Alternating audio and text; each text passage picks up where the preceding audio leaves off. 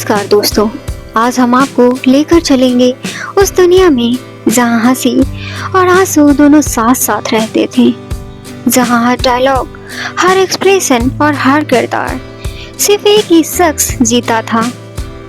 हम बात कर रहे हैं बॉलीवुड के बेमिसाल हास्य अभिनेता, निर्माता और निर्देशक महमूद अली साहब की। महमूद अली साहब, जिन्हें हम प्यार से सिर्फ महमूद कहते हैं। दोस्तों, महमूद साहब सिर्फ एक कॉमेडियन नहीं थे, बल्कि वो इंसान थे जिन्हें हमें सिखाया कि जिंदगी कितनी मुश्किल से कटती है, लेकिन चाहे जितनी मुश्किलें आ जाएं, हंसी ही असली दौलत होती है। नमस्कार दोस्तों, स्वागत है आपका देसी दिलवाले में। अगर आपने चैनल सब्सक्राइब नहीं किया है तो चैनल सब्सक्राइब कर दीजिए एंड वीडियो को लाइक और शेयर करना मत भूलिएगा। महमूद साहब का जन्म 29 सितंबर 1932 को मुंबई में हुआ। वो एक ऐसे परिवार से थे जहाँ संगीत और नृत्य की गहरी परंपरा हुआ करती थी। उनके पिता मुमताज अली एक मशहूर डांसर थे। उनकी बहन मीनू मुमताज ने भी फिल्मों में खासा नाम कमाया। लेकिन दोस्तों, भले ही परिवार कला और हुनर से भरा होता है, लेकिन उनकी जिंदगी हमेशा आसान नहीं रहती। गरीबी, भूख और संघर्ष ने ही उनका हिस्सा था। कई बार ऐसा वक्त आया जब खाने तक के लिए महमूद साहब के पास पैसे नहीं होते थे। ऐसे में छोटे से महमूद ने घर चलाने के लिए टैक्सी भी चलाई, अंडे भी बेचे और यहाँ तक कि मशहूर अदाकारा मीना कुमारी को टेबल टेनिस तक सिखाया। जी हाँ दोस्तों, ये वही महमूद साहब हैं जो आगे चलकर पूरी दुनिया को हंसाने और रुलाने वाले थे। उनके जीवन की यही कठिनाई थी जिन्होंने उन्हें मजबूत बनाया और हर छोटे बड़े किरदार में सच्चाई और जज्बात भरने का हुनर दिखा दिया। दोस्तों, हर बड़ा कलाकार एक दिन में सितारा नहीं बनता। उसके पीछे छुपी होती है सालों की मेहनत, असफलताएं और संघर्ष के लंबी दास्तान। महमूद साहब का सफर भी कुछ ऐसा ही था, जिस इंसान ने लाखों करोड़ों दिलों को हंसाया। उनके अपने जीवन में हंसी से ज्यादा आंसू हुआ करते थे। बचपन में परिवार की गरीबी ने उन्हें इस कदर मजबूर किया कि उन्हें छोटी छोटी नौकरियां करनी पड़ी। कभी टैक्सी ड्राइवर बने, कभी अंडे बेचे और कभी बच्चों को पढ़ाने लगे। यहाँ तक कि उन्होंने टेबल टेनिस तक सिखाया। जी हाँ दोस्तों, ये वही रिश्ता है जिसकी वजह से महमूद साहब को फिल्मी दुनिया से पहला जुड़ाव मिला, क्योंकि आगे चलकर महमूद की शादी हुई मीना कुमारी के बहन महबूबा से। शुरुआत में उन्हें छोटे छोटे रोल्स मिलते थे, कभी किसी भीड़ का हिस्सा तो कभी जूनियर आर्टिस्ट के रूप में एक दो डायलॉग। साल आया 1953, फिल्म आई 2 बीघा जमीन। उन्होंने पहली बार उन्हें फिल्म में आने का मौका मिला, लेकिन दोस्तों, सच यही है कि उन्हें नोटिस करने वाला कोई नहीं था। वो कहते हैं ना कि सपनों का शहर मुंबई हर किसी को मौका नहीं देती है, लेकिन जब पहचान बनाने वाले के अंदर हुनर और धैर्य हो तो वो मुंबई भी उसके सामने झुक जाती है। महमूद साहब के साथ भी ऐसा हुआ। साल आया 1957, फिल्म प्यासा में गाना था सरजू तेरा चकराए के दौरान नाई बने। छोटा सा रोल था, लेकिन उनके हाव भाव और कॉमिक टाइमिंग ने सबको हंसा दिया। लोग पहली बार सोचने लगे, ये लड़का कौन है, इतना मजेदार कैसे है। इसके बाद महमूद साहब को धीरे धीरे कॉमेडी रोल मिलते रहे।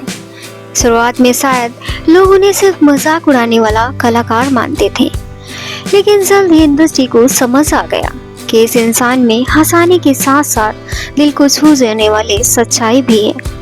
दोस्तों, संघर्ष के इन दिनों में महमूद ने खुद को टूटने नहीं दिया, क्योंकि वो जानते थे एक दिन आएगा जब पूरा हिंदुस्तान उनकी कॉमेडी पर ताली बजाएगा। जिंदगी के लंबे संघर्षों के बाद वो पल आता है जब मेहनत का फल मिलता है और सपने सच होने लगते हैं। महमूद साहब के लिए वो पल आखिरकार आ गया।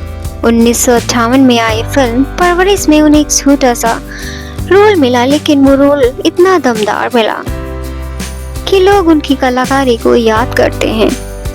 यहाँ से लोग नोटिस करने लगे कि कलाकार कुछ अलग हैं, लेकिन असली धमाका तब हुआ जब 1961 में फिल्म छोटी बहन रिलीज हुई।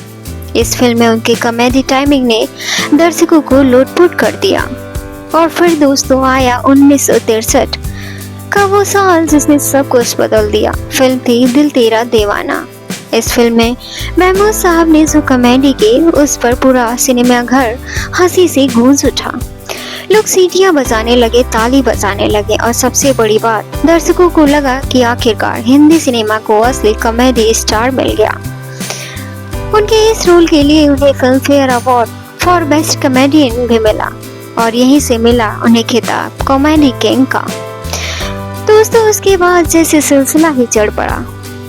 हर फिल्म में महमूद साहब की एंट्री का मतलब हंसी की गारंटी। फिल्म आई गुमनाम में उनका हम काले हैं तो क्या हुआ गाना आज भी यादगार है। पड़ोसन में सुनील दत्त और किशोर कुमार के साथ उनकी कॉमेडी ने इतिहास रच लिया। और फिल्म बॉम्बे टू गोवा में उनका बस कंडक्टर वाला रोल आज भी लोग याद करते हैं और मुस्कुराते हैं। उनकी कॉमिक टाइमिंग इतनी गजब की होती थी कि कहा जाता था अगर फिल्म फ्लॉप हो रही है तो उसमें महमूद साहब को रोल डाल दिया जाए, कम से कम लोग हंसते हंसते थिएटर जरूर भर देंगे। दोस्तों महमूद साहब सिर्फ कॉमेडियन ही नहीं रहे, बल्कि उन्होंने फिल्मों को प्रोड्यूस किया और डायरेक्टर भी बने। इन दोनों ने जौहर महमूद इन हांगकांग, नमस्ते जी और जौहर महमूद इन गोवा जैसी फिल्में दी, जिसे दर्शकों ने खूब पसंद किया। महमूद साहब को 1963 में आई फिल्म तेरा दीवाना के लिए सर्वश्रेष्ठ सहायक अभिनेता फिल्म फेयर अवार्ड से सम्मानित किया गया। लेकिन महमूद साहब को लेकर कई किस्से भी मशहूर हैं। कहा जाता है कि जब दादा मुनि यानी कि अशोक कुमार जी अपने फिल्म किस्मत की शूटिंग कर रहे थे तो उन्हें एक चाइल्ड आर्टिस्ट की जरूरत थी। महमूद साहब बहुत शैतानी करते थे।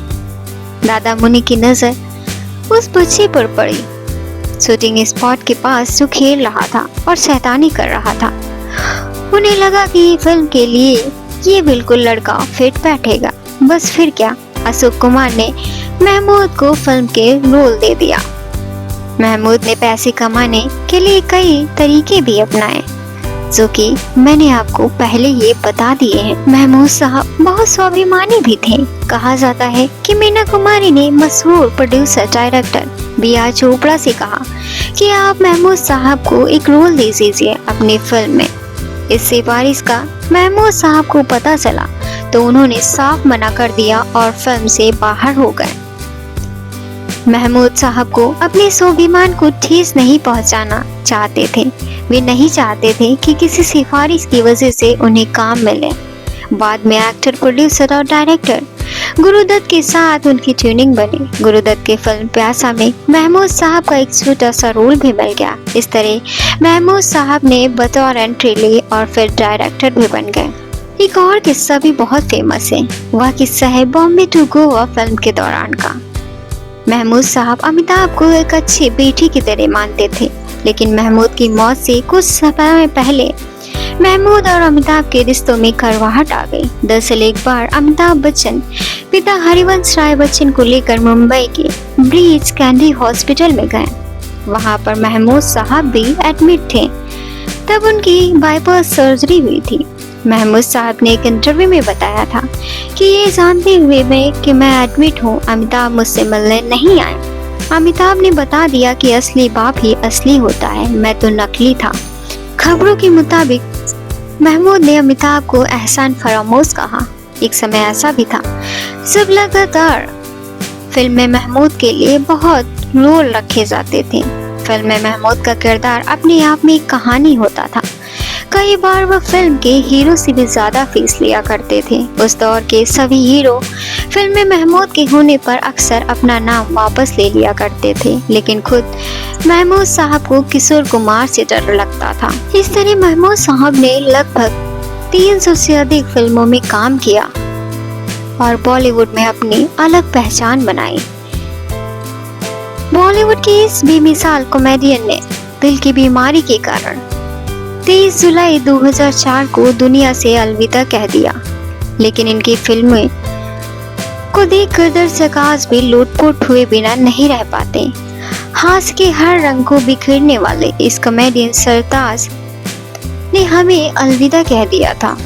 दोस्तों, कहा जाता है ना कि कलाकार मरते नहीं, वो सिर्फ शरीर छोड़ते हैं। असली कलाकार तो अपनी कला से जिंदा होते हैं और महमूद साहब आज भी हर हंसी में, हर ठहाके में, हर कॉमेडी सीन में जिंदा हैं। वो सिर्फ कॉमेडी किंग नहीं थे, वो एक ऐसी विरासत थे जो आने वाली पीढ़ियों को हमेशा रास्ता दिखाएगी। शायद इसलिए लोग आज भी कहते हैं कि महमूद साहब गए नहीं हैं, वो आज हमारे दिलों में जिंदा हैं। तो आज का सफर यहीं समाप्त होता है। मिलते हैं आपको फिर एक नए सफर के साथ नए वीडियो में। तब तक के लिए देखते रहिए देसी दिलवाले।